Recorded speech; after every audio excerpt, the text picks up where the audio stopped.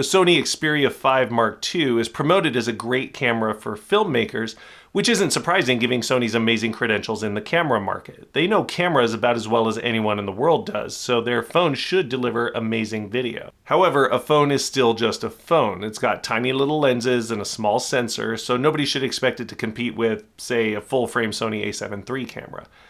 But let's do it anyway, just to see what happens.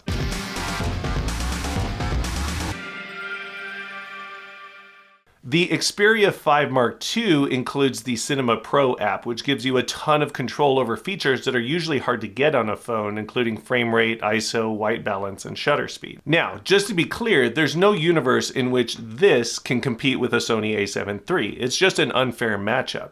In this head-to-head comparison, you're going to see some super nice footage from the A7 III, and then some not as super nice footage from the Xperia 5 Mark II. There's no amazing surprise where the phone footage looks just as good as the camera footage, so just prepare yourself emotionally for that disappointment. All that said, I really want to see exactly what this phone can and can't do in a filmmaking situation, so I can better understand how and when to use it. I want to compare the video quality, the shutter speeds, the low light performance, all of that. The A7 III will show us how good the footage could look under perfect circumstances, and then we'll get a better sense for where the Xperia 5 Mark II lands. So I'm going to go out with two tripods and basically have the A7 III and the Xperia 5 Mark II take basically identical shots, and I'm going to match them as closely as I can. Are you ready? I'm not sure you are, but if you say so, here we go.